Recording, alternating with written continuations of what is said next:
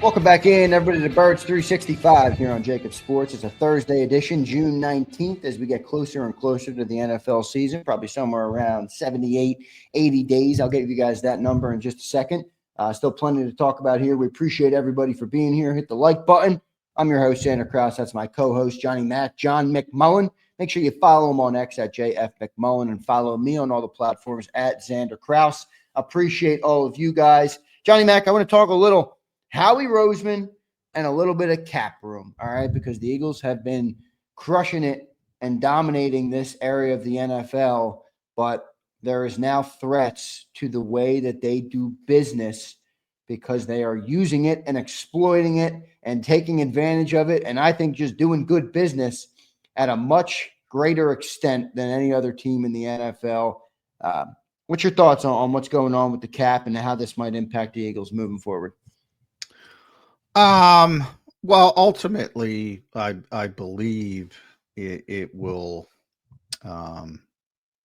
go away to a certain degree, or they'll change it a little bit, and that has to do with basically rich teams versus poor teams, which is why the cap exists. You're trying to develop a system where everybody's equal, but then you have smart people, and it's Jake Rosenberg and Bryce Johnson are the Eagles cap guys. Have been. Jake obviously left. Now it's Bryce Johnson. So they're the guys who actually are the experts at the manipulation of the cap.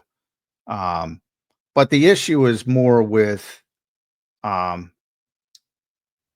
some of the richer teams. And by the way, it's not necessarily a fair criticism because there are far richer teams than Philadelphia from just a standpoint, Dallas, and they don't do it. So, they can do it, but they don't do it. So that's not the Eagles' fault. But in the NFL world, it's about keeping things as equal as possible.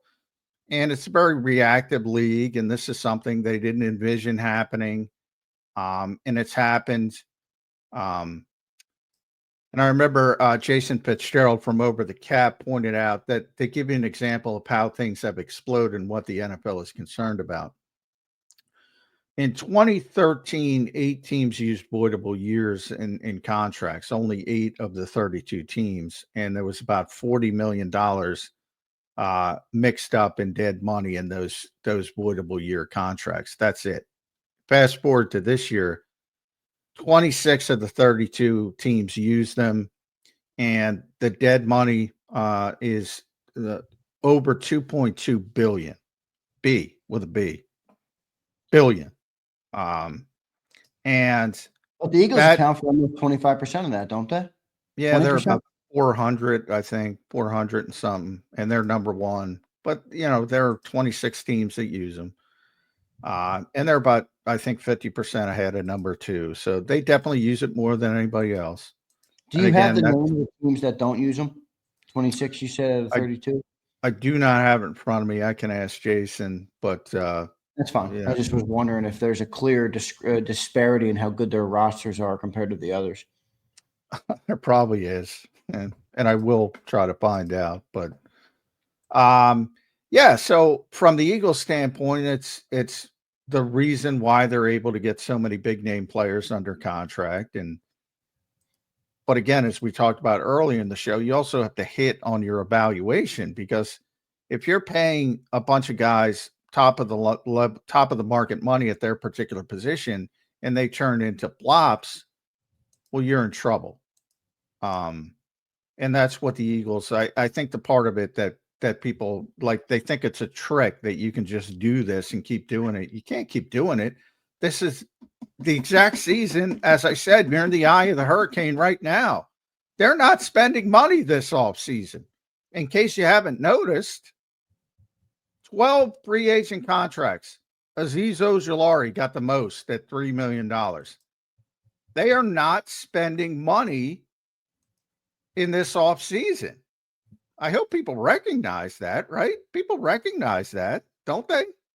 Or am I mean, they're in the midst of this because they have spent as I've said, they have spent more cash over the past decade than anybody else, and they're trying to rebuild the cash coppers for what's coming.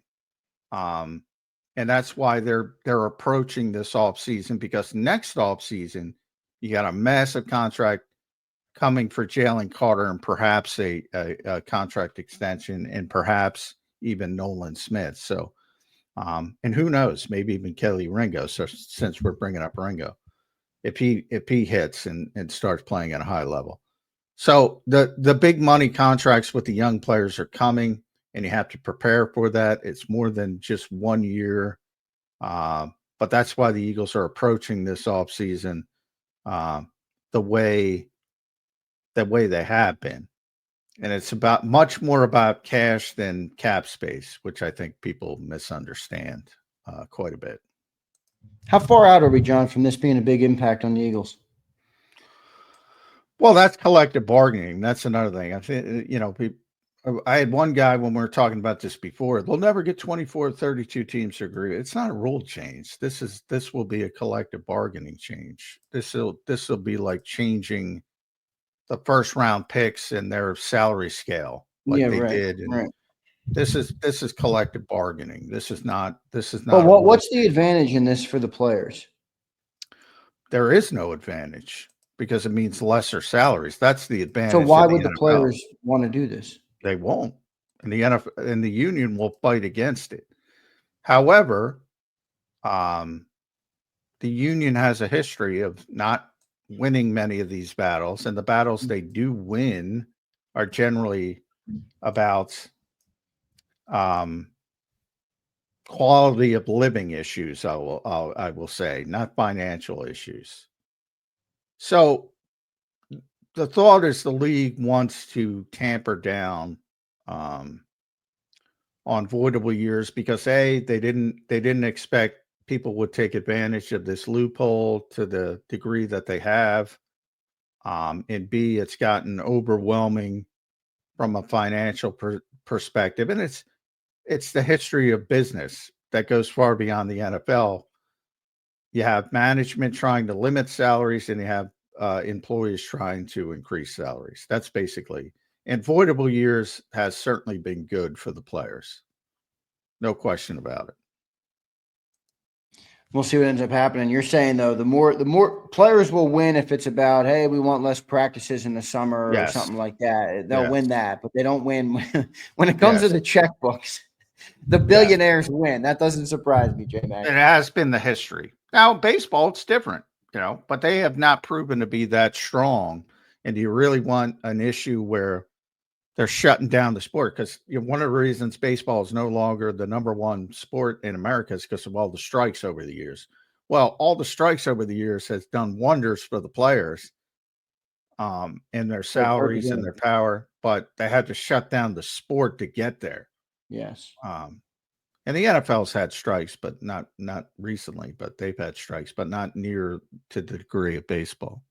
Is the desire to get rid of this or hone it back or whatever, put a cap on it, is it fueled by parity and competition, or is it more fueled by the financial element? Financial. I mean, they're not saying the Eagles are too good because they do this too much. They want parity. I mean, the whole league's based on parity, but that's part of it. But the financial, just the numbers I told you. 2013, $40 million. 2025, $2.2 billion. Crazy. But I just don't get how that's a negative thing for them. It's a negative thing being spent anyway, like we always say, It's a negative thing from the owner's perspective because it raises salaries. So, evil Montgomery Burns. Yeah, right. If you're a Simpsons fan, they want to limit salaries, bottom line, as much as they can. And they want to make more money. So what's the solution for the Eagles? Let's just say this happens, and it might be far out, by the way. We might not be looking at something like that. I mean, it might be 3-4 years out. We'll see. But what's it look like then? Because right now, I think an Eagles fan can conceivably believe that we would keep all these great defensive players that we talk about that are under 26 right now, right? You're like, oh, well, we did it on offense. Why wouldn't we be able to do it there? I think that's just the generalized thought, is that we were told we wouldn't be able to keep Devontae and AJ. We have Devontae and AJ. Then we had Saquon. We got the best offensive line, and they're all top paid. Jalen's top paid. We're like, I think Eagles fans, rightfully so, are in a world where it's like, if we want to pay him, we're going to pay him. How does that change? Does that change completely? Does the build look different? What do you think changes with that stuff?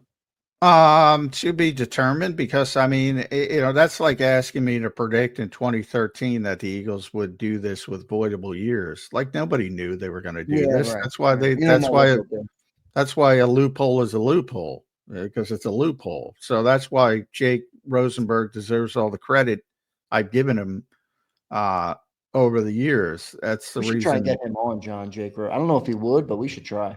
Yeah. And Bryce Johnson does it now. They'll probably find another loophole, but can I guarantee it? No.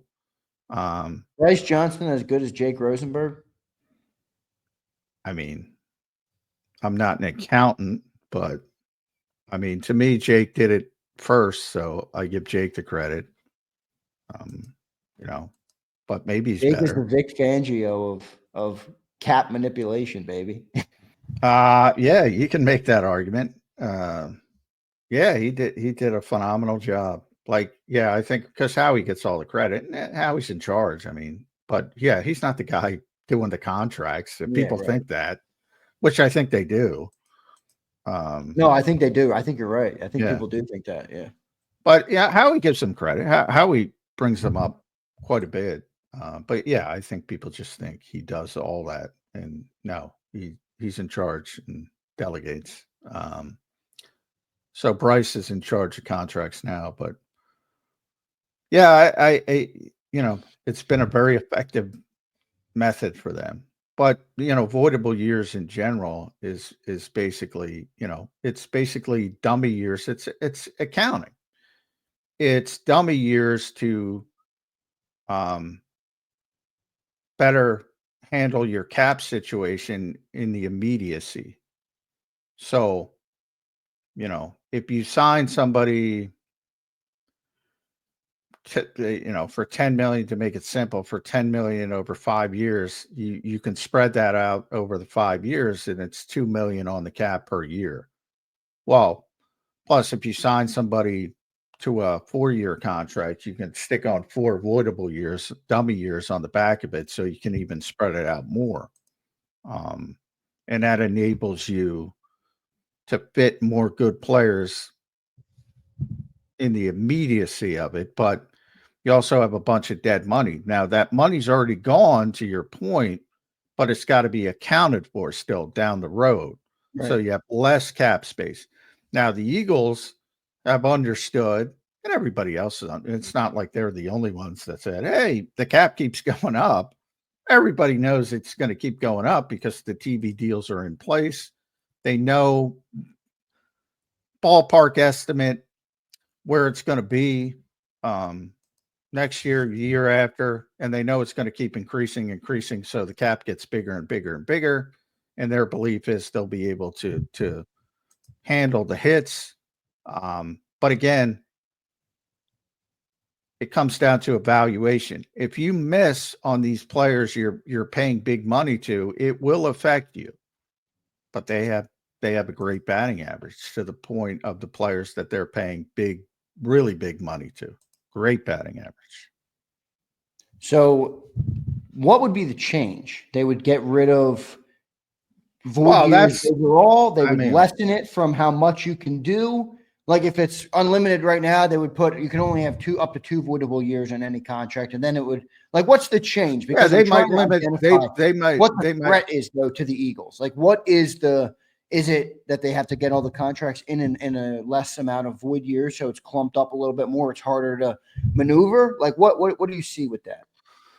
Yeah, they might limit the years. They might remove them. They might say no more dummy years. It could be anything, or anything in between. It could be limited to 2 years. It could be limited to 1 year. It could be removed altogether. But it's also very complicated because you already have all these contracts. Again, 26 teams. You can't just erase them tomorrow, even in collective bargaining. Like, they exist, they're filed, so they have to be grandfathered in. So it's not like this is immediate danger, but it seems pretty evident to people around the league and people who follow this stuff that eventually the league is going to make a move to try to do something. And again, that might be limiting the voidable years you can use. It might be removing them totally for once all these contracts are exhausted. You might say 2028, last year you can have put a voidable year in the contract and everybody's got a shipped at that point. But it's got more to do with the lesser owners who don't have the financial wherewithal to handle some of the things the more well-equipped teams can do. But Jeffrey Lurie is not even close, not even top 10 as far as richest NFL owners. And in fact, I don't even know if he's in the top half. He's nowhere near the bottom, but he's also nowhere near the top. So it's not like, it's just any of those guys. They're truly, truly,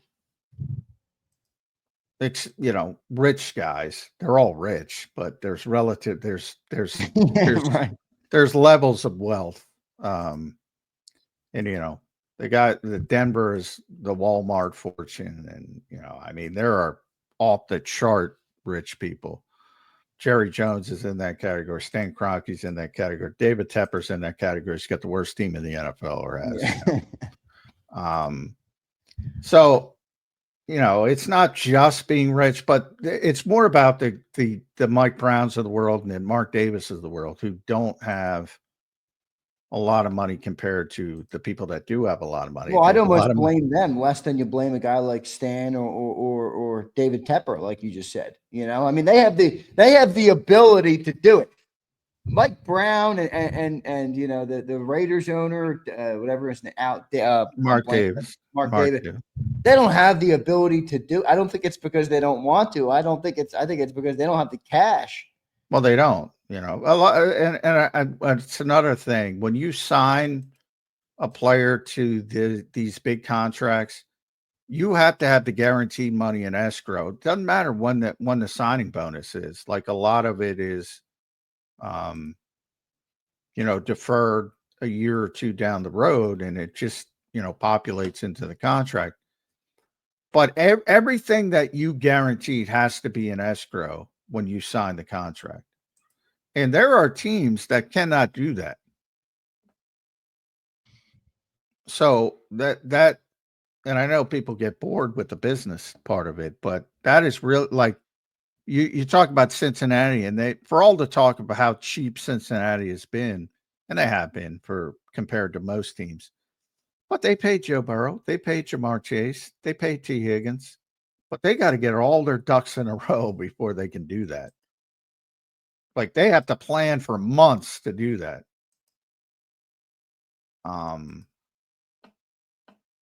So it's a little bit more difficult, to say the least. And that it's far more, and I get it, the whole filled up mentality, everybody's against this, yada, yada, yada. It's far more about the business part of it than anything happening on the field, with the Eagles. It is fair to say, though, that it will impact the Eagles more than any other team simply because of the usage that they've done with the void years, correct? Yeah. From a number standpoint, they use it the most and they spend the most money on it. And again, that's more of a strategy-based thing, because when players are still on your cap, like Jason Kelsey and Fletcher Cox and Brandon Graham retiring, they still have to pay them guys on the salary cap, after they're gone. And even somebody like Slay, who's still playing, Jeffrey doesn't care. Other owners care. The money's already gone. It's just accounting. It's just a number at this point. But people are different. Like the money, they're not spending money. They're not giving money to these players that are still on voidable years. That money's already gone. That money's already paid. It's just so you're just accounting. like allowed to like pay the money and then be like, oh, this isn't going to affect our we're going to kick it into 2028. Yeah. I don't really get how that works, but it's an accounting. It's goofy though. Like it's not so clear cut. Like AJ, you're getting the money now, but the dead cap is going to affect in 2028. Well, so and if you heard that Nicole Lynn interview, which I did, like Nicole is explaining, like this is how. All right, the cap number is not going to be that big. Yeah, but you're still getting your $50 million because the Eagles use voidable years and roster bonuses and yada yada yada instead of straight salary. It's just accounting. All it is accounting. And the NFL did not envision this. And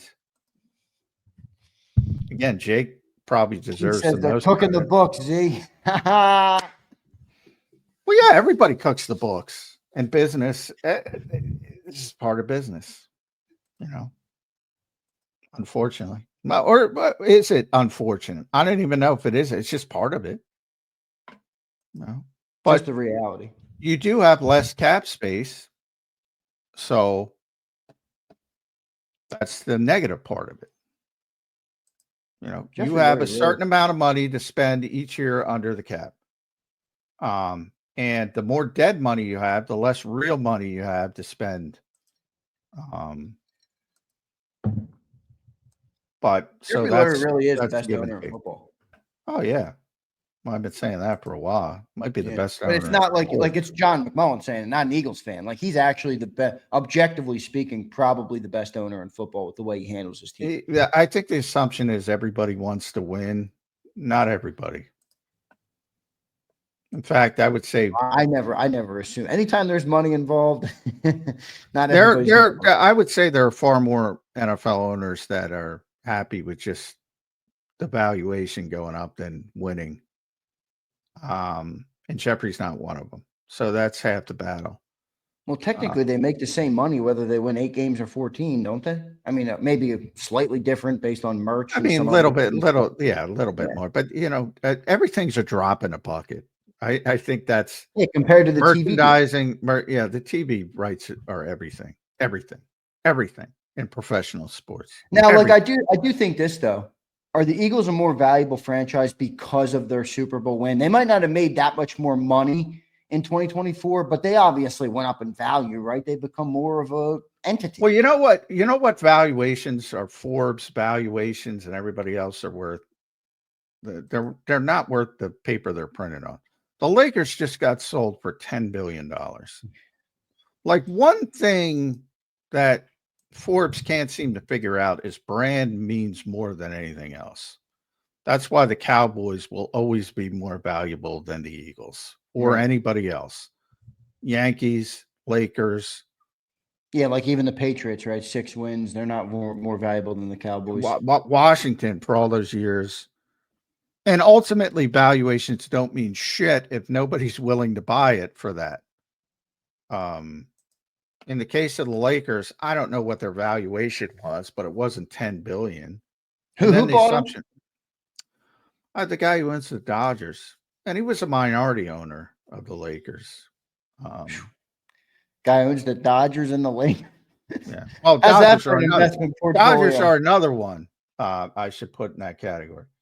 But yeah, brand means everything, and for some reason, people can't catch up to that. And yeah, so everybody, I saw a bunch of, what are the Cowboys worth if the Lakers went for $10 billion? 12. Which is an interesting question, but it doesn't matter because Jerry's not selling them. So what does it matter? Yeah. I don't know. You think when Jerry passes, maybe the family hangs it up, or probably not? No, Probably you not, never right? know. You never know what the They're all stupid kid. they are all entrenched in it, though. I mean, I watched that. I told you, my I have sister. no idea what the Philadelphia Eagles will become once Julian takes over. Yeah. Nobody does. Nobody Is does. Julian married or anything, or? I don't believe so, but I don't know. I haven't done that research. I don't believe he is, but still a young guy. But I have no idea. Nobody has any idea. And generally it's not a good thing. When you have a good owner and the kids take over, generally history says it's not a good thing. But I don't want to. Julian might be better than his dad. Who knows? I don't know. That's But unlikely. generally, he graduated from Harvard in 2017. So, say 23, 24 at the latest, early 30s, still very young guy. But yeah, and to that comment about they're cooking the books, everybody cooks the books in every business. That's why you have accountants to cook the books. Depending on what your goal is. That doesn't mean it's illegal. Yeah, you use the accounting measures that can make you most successful. That's what the Eagles do. But if there's one thing I want to impart to Eagles fans, pay more attention to the cash spent than the cap. And I get everybody's cap. I don't give a shit about the cap, to be Where are honest. they in cash spend this year? They're down, aren't they? Oh yeah, on purpose, purposefully, Right. because they know what's coming. That's the whole part of the plan. That's why they've had the off season they've had. That's why I chuckled when somebody said they were going to pay $16 million to Jair Alexander. Yeah, no, they're not. And again, but I get it. This shit's boring, and I don't know. I think Eagles fans care about it now because they do know that it's a big part of our success. Yeah, but I think everybody's so hyper focused on the cap, not understanding the accounting of the cap, which is the far more important part of it. And it's boring. I get it, but I don't think it's that boring. I like talking about it. All avoidable years is an accounting method to spread out the cap hit on respective contracts. And if that goes away, the Eagles are going to have to shake and bake, but we don't know. We don't know what's going to happen. So we'll see how it all shakes out with the cap. Did we get any? Let me see if we got any chats about it. We got a Brian Pumper chat. You know, he never disappoints. Let's see what Pumper has to say. Pumper's got to be upset at the Ace Bailey news, right? Well, it looks like this is what it's about. He says, "Told y'all not to fall for the banana in the tailpipe. We're taking Ace still. If anything, take Buddy and hold for ransom. Not letting him go for freezies." Pumper, he doesn't even want to play here, dude. He doesn't even like Philly. That organization's a dumpster fire. Yeah. He doesn't want to play here. Well, he thinks he's a star, number one. Daryl Morey has done an objectively awful job with the Philadelphia 76ers. Yeah, I'm disappointed in Daryl. I thought Daryl would fix things, at least I knew it. I said this when we hired the guy. I'm disappointed. Guy went to 3 different locations and traded for James Harden everywhere. And I don't know how, but each one of those trades built him up into like the Howie Roseman of football. And he's not. James Harden is a great player. It's a good player, but that doesn't mean just making a trade for him wherever you go makes you a great general manager. It doesn't.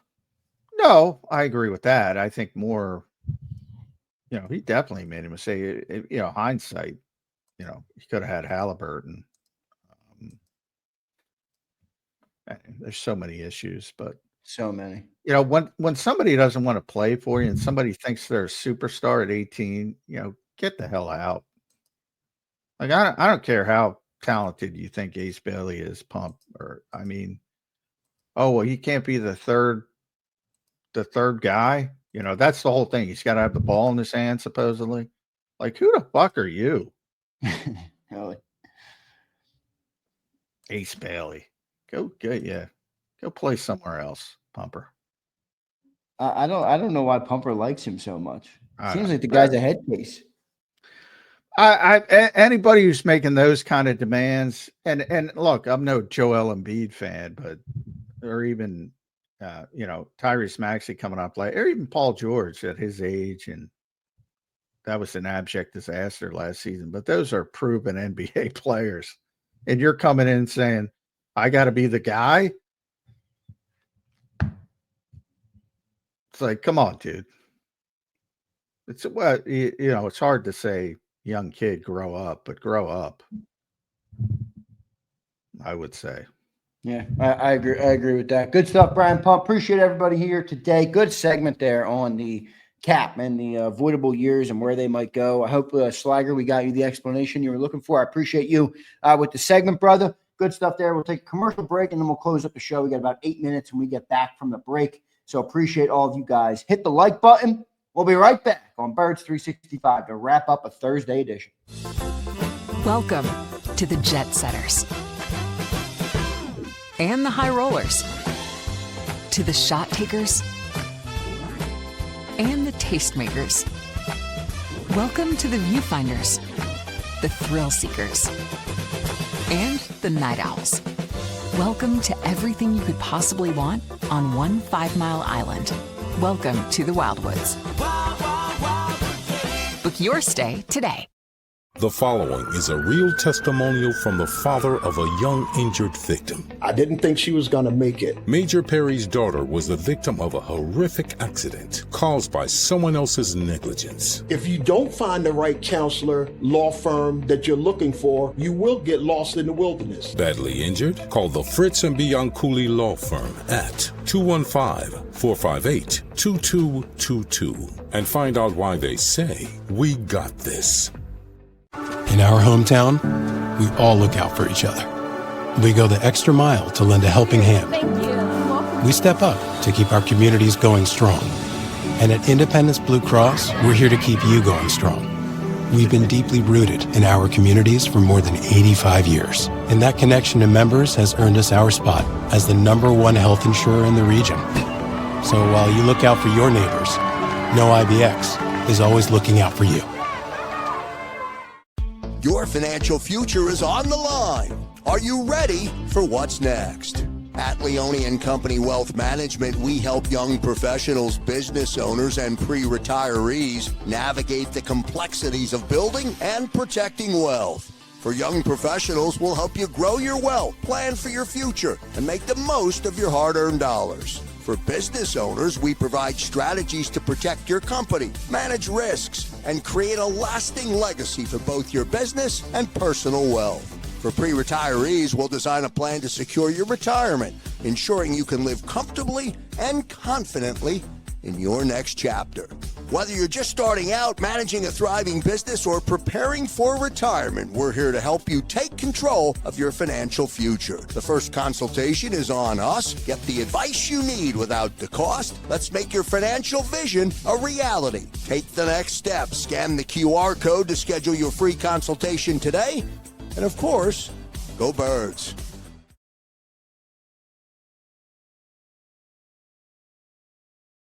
Welcome to the Jet Setters and the High Rollers, to the Thrill Seekers and the Night Owls. Welcome to everything you could possibly want on one 5-mile island. Welcome to the Wildwoods. Book your stay today. EAGLES, Eagles.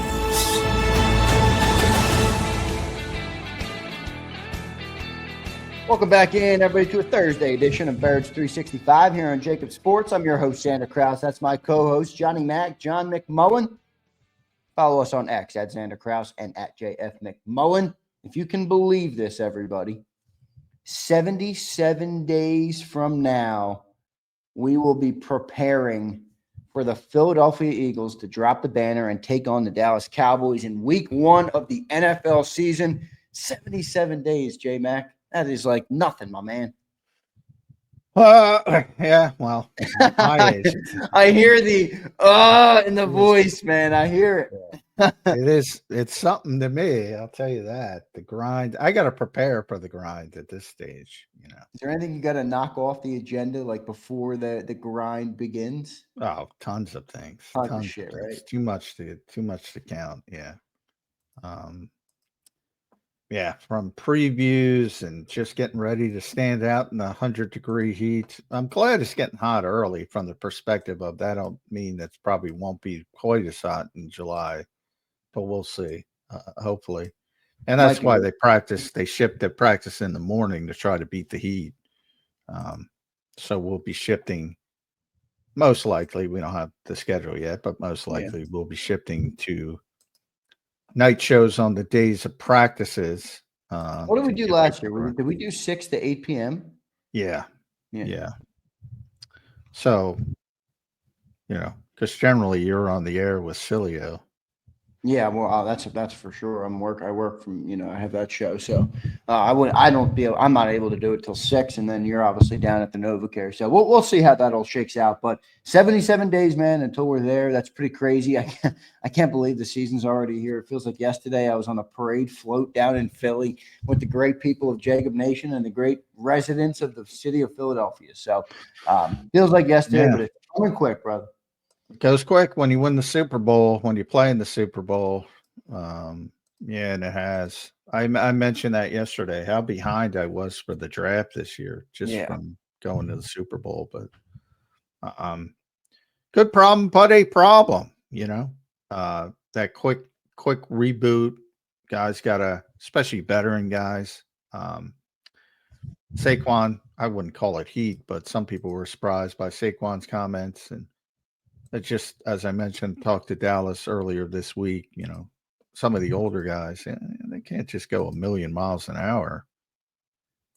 It's what Chip Kelly didn't get with Jason Peters. You can't ask Jason Peters to do what an 18-year-old kid in college is doing. Yeah, right. There's so much of that in the NFL that I think you really have to factor in that some coaches don't understand. Steve checks in. He says, "Can we get Bob Groats back on?" I will say that is one guy I miss. Bob retired, right? He's off the grid, man. Yeah, Bob. Yeah, I mean, I would love to have Bob. There's a lot of guys, Nick Fierro as well. A lot of guys who retired. They don't feel comfortable talking about it because they're not there every day. I still think they're entertaining. Bob is certainly. Bob was one of the most. Bob's tremendous. He's one of the most entertaining people I've ever met in my life. Yeah, he is hilarious. Yeah, I mean, just a lot of guys, and they want to do other stuff. They don't want to be mixed. And if you're not paying attention to this damn team every day, you're kind of out of the loop because they do so much shit. But so yeah, a lot of guys don't feel comfortable when they put it in the rearview mirror. But yeah, anyway, I'm with you. I miss Bob. I was just texting with Bob. There you go. Nice. Good that you guys are still in touch. John, one thing we talked about pre-show, nothing Eagles related, but I did want to bring it up because I know we have a lot of wrestling fans here on Birds 365. We had Goldberg on yesterday before the matchup with Gunther, so that was pretty cool to have Goldberg on here. Yeah, big one. And people were shitting on him because he was limping. Yeah, boy. Yeah, he responded to the critics. So if you're one of those people that was shitting on him, you can go over and listen to the interview with Goldberg and Big Sil. I love it if they came face to face with Goldberg. I don't think even at 58 or whatever he is. Yeah, 58. He is. I don't think they'd be shitting on him. Still jacked as all get out, but yeah, I mean, Cilio used to wrestle. He said it. Cilio says, "I've never done anything as physically taxing." I tell that story. He literally says, "It took me out. Football was easy compared to." I hear it all the time. Everybody who's ever gone into pro wrestling that has a football background says that same thing. Every single one of them. Every single one of them. I don't know why it surprises people. And it used to surprise me. Like people used to always say, it's fake. I'm like, it's not fake. It's scripted. There's a big difference between fake and scripted. Exactly. The punishment they take is very real. Yeah. What's the state of wrestling right now? Is it good? Is it good coming off of all the WrestleMania? I think what's coming up? They have SummerSlam or something? Oh, there's always SummerSlam. Yeah, SummerSlam's in Jersey this year. It used to be in Wildwood when I was a kid, man. I don't know if that was like not SummerSlam. No, they used to have way back. They used to have in the territory days. WWE would do a show weekly in Wildwood over the summer, like every week. I forget what I went to. I know I went to something when I was a kid. I went to a couple WWEs. You're too young for that, but yeah, they would still go to Wildwood like once or twice a year. Yeah, I thought it was SummerSlam because I thought I remember having a shirt that. No, they definitely never had SummerSlam. No, okay. SummerSlam's a big event. Wildwood's too small. Yeah, obviously, a niche location. They might have said SummerSlam tour, it may be T-shirt, that type of thing, but not the actual. That's their second biggest event of the year. Now it's 2 days, which I hate. It's at MetLife Stadium, which I hate. Yeah, that's what it was, by the way. The Heat Wave Tour. Yeah. SummerSlam Heat Wave Tour. Yeah. Yeah, exactly. So, but the actual event, that's it. Back then it was major arenas. Now it's stadiums. So, yeah, they've grown to a ludicrous degree as well. And it'll be 2 days at MetLife Stadium. It's right where my brother lives. August 2nd and 3rd, I believe, right in the middle of training camp. But I am going to try to go. I don't know if I can do it, but I am going to try to go. But we'll see. Yeah, it's not too far. It's hour and 20 minutes. But, no, yeah, but I'm going to be. It might even be for you too. With where you are, I might pop right up there, man. Get on the. What do you do? The Eagles are probably going to be practicing in the morning. That's a long day. So yeah, it is. Might be worth it though. Their production is it's like my favorite thing about the WWE is the way they produce their shows. It's unbelievable. Oh, yeah. Unbelievable on TV. Yeah. Their use of drone cameras recently, it's just outrageous. Yeah, you got to give them credit, man. They do that stuff so well. It's unbelievable. But good stuff. Johnny Mac, great show today, my man. Thursday edition. We'll wrap it up with a football Friday. I'm excited for a football Friday. It's harder to get, obviously it's the middle of the summer right now, but we do have a great guest on tomorrow, Johnny Mac. Someone I don't think we've had Oscar on since did we have him on with Jody and we haven't had him on with me? I don't remember ever. No, we've had Ricky on, but this is the first time we're going to have Oscar on. Yeah. So we're getting Oscar Buttigieg on tomorrow, 9:20. Yep. Yeah, so he's one of the Eagles Spanish language commentators with Ricky Ricardo. But yeah, great dude, man. People will like Oscar. Everybody likes Oscar. Yeah, I'm excited to talk to him. We'll do that tomorrow on a Football Friday edition. Johnny Mac, great show today, brother. Your final thoughts, and then we'll let you run. CJ Mosley retired, so should have mentioned that. Great linebacker for a number of years, calls it a career. So well done by CJ Mosley. But there you go. Johnny Mac, great stuff, brother. We'll catch you tomorrow on Birds 365 at Football Friday. All right. Thanks all. All right. There's Johnny Mac, John McMullen, the #1 Eagles beat reporter in town. Give him a follow at JF McMullen.